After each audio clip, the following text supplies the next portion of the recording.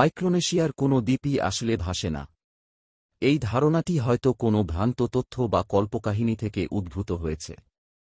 Micronesia প্রশান্ত মহাসাগরের একটি দ্বীপরাষ্ট্র, যেখানে হাজার হাজার ছোট বড় দ্বীপ রয়েছে।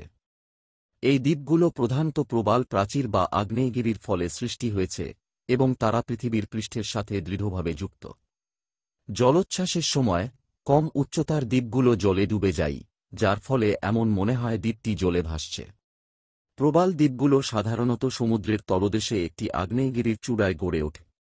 সময়ের সাথে সাথে প্রবালের বৃদ্ধি এবং সমুদ্রের জলস্তরের পরিবর্তনের ফলে দ্বীপটির আকার ও আকৃতি বদলে যায়।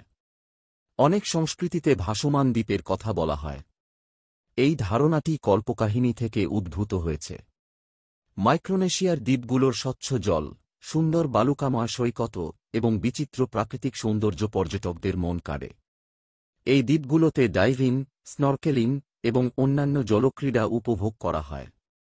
মাইক্রোনেশিয়ার দ্বীপগুলো ভাসে না। এগুলি পৃথিবীর পৃষ্ঠের সাথে দৃঢ়ভাবে যুক্ত। মাইক্রোনেশিয়া প্রকৃতির একটি অপরূপ সৃষ্টি এবং এখানে পর্যটন করা একটি স্বপ্নের মতো। প্রশান্ত মহাসাগরের মণি মাইক্রোনেশিয়া। প্রশান্ত মহাসাগরের একটি ছোট্ট দ্বীপরাষ্ট্র, তার স্বচ্ছ নীল জল, সুন্দর বালুকাময় সৈকত এবং সমৃদ্ধ সংস্কৃতির জন্য বিখ্যাত। এই দ্বীপরাষ্ট্রটি প্রায় 2100টি ছোট বড় দ্বীপ নিয়ে গঠিত। মাইক্রোনেশিয়ার ইতিহাস খুবই পুরানো। এখানকার মানুষেরা হাজার হাজার বছর ধরে এই দ্বীপগুলিতে বসবাস করে আসছে। তাদের নিজস্ব ভাষা, সংস্কৃতি এবং রীতিনীতি রয়েছে। মাইক্রোনেশিয়ার মানুষেরা মূলত কৃষিকাজ, মাছ ধরা এবং হস্তশিল্পের উপর নির্ভর করে। মাইক্রোনেশিয়ার ভূগোল অত্যন্ত সুন্দর এবং বিচিত্র। এখানে আগ্নেয়গিরি, প্রবাল প্রাচীর, ম্যানগ্রোভ জঙ্গল এবং সুন্দর সৈকত রয়েছে। মাইক্রোনেশিয়ার মানুষেরা প্রাকৃতিক পরিবেশের সাথে খুব ঘনিষ্ঠভাবে জীবনযাপন করে। তাদের জীবনযাত্রা খুবই সহজ এবং প্রাকৃতিক। মাইক্রোনেশিয়া পর্যটকদের জন্য একটি আদর্শ গন্তব্য।